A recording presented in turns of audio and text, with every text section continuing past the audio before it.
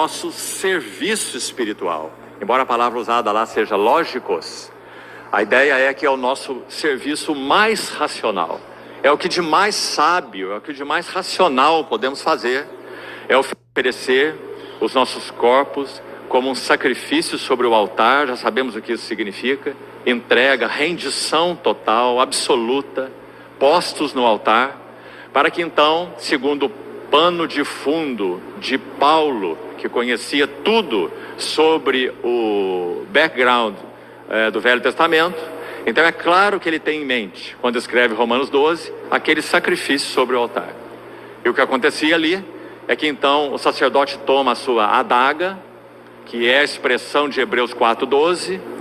A expressão não é espada de guerreiro, em Hebreus 4:12, espada do Espírito. A palavra de Deus é viva, eficaz e mais cortante que qualquer espada de 2 gumes. A palavra ali é para uma adaga curta, ou uma faca curta, que era usada pelos sacerdotes e não pelos guerreiros. Então, o pano de fundo de Hebreus também é este. Essa adaga curta, usada pelos sacerdotes, abria o sacrifício ao meio, esfolava, que é tirar o couro, expunha as entranhas. Veja isso, o que significa sacrifício agradável a Deus. As entranhas eram lavadas com água. Paulo interpreta essa figura de uma maneira tão bonita em Efésios 5, quando ele diz que o Senhor se entregou, amou a igreja e se entregou por ela para santificá-la pela lavagem de água, pela palavra, rema, a palavra falada, viva de Deus, para poder apresentar a Ele mesmo a igreja gloriosa, sem mácula nem ruga, porém santa e sem defeito. Então o nosso primário serviço espiritual não é exatamente oferecermos a Deus aquilo que pode ser oferecido, espiritualmente falando, habilitados pelo Espírito Santo para a edificação da casa de Deus. Antes disso nós temos um passo prévio: nós nos oferecermos como um sacrifício vivo, santo e agradável, para que o fiel sumo sacerdote que penetrou os céus tome a sua adaga e abra o sacrifício ao meio, tire a pele, exponha as entranhas, lave com água. O que isso significa na linguagem do Novo Testamento? Tito também usa essa expressão. Tito capítulo 3, Paulo diz que nós que cremos no Senhor fomos submetidos ao lavar regenerador e ao lavar transformador do Espírito Santo. Não apenas o lavar regenerador. Então, na medida em que nós nos oferecemos, o Senhor Jesus tem lugar pelo Espírito Santo para tomar sua palavra e então escrutinar os nossos corações, para que nós sejamos transformados de glória em glória na sua própria imagem e possamos ser realmente vasos úteis nas mãos do Senhor. Então nunca vamos colocar obra à frente de consagração.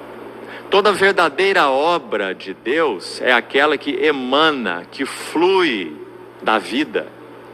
Nós não podemos inverter essas coisas, assim como não podemos inverter carisma e caráter. Todo carisma ou todo dom que possa ser usado para a edificação da casa de Deus, ele tem como base o caráter que tem sido formado naquela pessoa. Se um carisma for usado sem caráter, é como colocar uma espada na mão de uma criança. O estrago será enorme, porque a obra de Deus, sem dúvida, é edificar em nós primariamente caráter. Cristo seja formado em vós. Essa é a obra de Deus. Agora, como Cristo pode ser formado em nós e formado plenamente? Só uma maneira: oferecei os vossos corpos como um sacrifício vivo, santo e agradável a Deus. Sonda-me, ó Deus, e conhece o meu coração. Prova-me e conhece os meus pensamentos. Vê se há em mim algum caminho mau, guia-me pelo caminho eterno. Então vamos colocar esses devidos lugares, porque já que vamos falar em aspectos vitais do nosso serviço para a edificação da casa de Deus, então precisamos manter em mente esse passo prévio. Nós seríamos inúteis, mesmo sendo regenerados, mesmo sendo habitados pelo Espírito Santo. Ouça bem, irmão, seríamos ainda inúteis na edificação da casa de Deus, se não houver espaço real em consagração. Apresenteis os vossos corpos, para que esse trabalho seja realizado em nós. Quando Paulo fala sobre isso, preparando Timóteo, esclarecendo Timóteo sobre tudo o que significa, ele fala sobre erros que estavam sendo cometidos por pessoas que estavam ali em contato com aquela assembleia de Éfeso, onde Timóteo ministrava. Então, diz assim: se alguém se purificar destes erros, será um vaso útil ao seu possuidor, separado, preparado para toda boa obra. Se alguém a si mesmo se purificar destes erros, será um vaso útil. Então nunca vamos colocar qualquer aspecto da obra de Deus através de nós à frente da obra de Deus em nós, porque essa inversão é letal e só produz prejuízo na obra de Deus. É claro, quanto da chamada obra de Deus tem sido realizada na energia da carne, recursos humanos, estratégias humanas, métodos humanos, pragmatismo e muita coisa mais. Energia da carne, imprestável para a obra de Deus. Então, que isso fique bem claro para os nossos corações. Agora vamos dar o primeiro passo então. Em alguns aspectos, se for possível, veremos pelo menos 5 aspectos nessa manhã, se houver tempo para isso. O primeiro aspecto fundamental, base de todos, para que sejamos úteis na edificação de uma casa para Deus, nós carecemos, em primeiríssimo lugar, de avançarmos na visão da glória de Cristo, porque paralelamente a ela, nós experimentaremos o que o apóstolo Paulo e outros, o apóstolo Paulo designou e outros servos do Senhor também experimentaram na sua jornada muito claramente. Todos os autores bíblicos e muitos outros até hoje na história da igreja. A consequência de uma visão clara da glória de Cristo, clara e crescente, é dores de parto. Agora os irmãos perceberam bem o texto que nós acabamos de ler?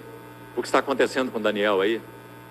Primeira coisa, olhe de novo para esse capítulo e veja que a visão que Daniel tem às margens do rio Tigre, ela inicia no verso 6 e ela descreve vários aspectos e ela é bastante semelhante à visão que João teve exilado na ilha de Patmos.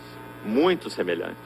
Inclusive ele fala sobre a voz de muita gente, estrondo de muitas águas na palavra de João.